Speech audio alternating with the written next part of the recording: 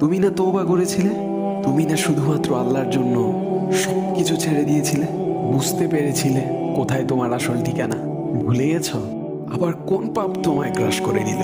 তুমি তো সেই যে নিজের পাপের প্রতি অনুতপ্ত হয়ে সিজদায় পড়ে অঝরে কেঁদেছিলে।